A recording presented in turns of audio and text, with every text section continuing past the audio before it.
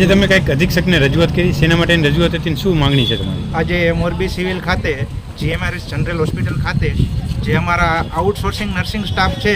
એને મળવાપાત્ર જે લાભ હતા, હોલિડેના છે, જાહેર રજા જે મળતી હતી, એ આજે કાલના દિવસે અમને જાહેરાત કરવામાં આવી કે આજ પછી ક્યારેય કોઈને કાંઈ પણ જાતની રજા મળશે નહીં, વીકલી ઓફ મળે છે એ જ મળવાપાત્ર રહેશે. એના અનુસંધાને અમે અમારા અધિક્ષક સાહેબ સાથે 1 કલાક જેટલી ટાઈમ લઈ ચર્ચા કરી, પણ અધિક્ષક સાહેબનું કહેવાનું થાય છે કે આના અનુસંધાને અમારો કોઈ પણ નિર્ણય આગળ રહેશે, પણ હજી કાંઈ ચર્ચા વિચારણા આગળ કરશું, પણ એવો કોઈ અમને સચોટ નિર્ણય નથી આપ્યો કે આના અનુસંધાને અમે તમારી સાથે છીએ એવું ખાલી કહેવામાં આવ્યું છે, પણ એવું ફાઇનલી કહેવામાં અમને નથી આવ્યું કે અમે તમારી સાથે છીએ અને તમારી માગણી અમને સંતોષવા લાયક રહેશે અને તમારી લાગણીને સંતોષશું.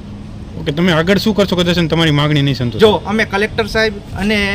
આપણે અહીંયા સુપ્રિન્ટેન્ડન્ટ સાહેબને લેખિતમાં રજૂઆત કરી છે, આગળ જતાં જો એની અમારી રજૂઆતને માગણી નહીં રહે તો ગાંધી ચિંધ્યા માર્ગે અમે ઉગ્ર આંદોલન કરશું અને જ્યાં સુધી અમારી માગણી સંતોષવામાં નહીં આવે ત્યાં સુધી અમે આંદોલનને રહેશું, ચાલુ રાખશું. બીજી કઈ કઈ ટૂંકમાં તમારે પ્રશ્ન છે તમારે? અમારે વધારે તો કાંઈ ના કહેતા, બહારની બીજી હોસ્પિટલો છે ત્યાં કણે બધાને એચઓપ છે, ટૂંકમાં જાહેર રજા છે, CL મળવાપાત્ર હોય છે તે મળતી હોય છે આઉટસોર્સિંગ સ્ટાફને, પણ અહીંયા મોરબી એક ખાતર એવું સેન્ટર છે ત્યાં કોઈ પણ જાતની રજાઓ આઉટસોર્સિંગ નર્સિંગ સ્ટાફને મળવાપાત્ર નથી, એવી આજે કાલના દિવસમાં અધિક્ષક સાહેબ દ્વારા અમને જાણ કરવામાં આવી છે.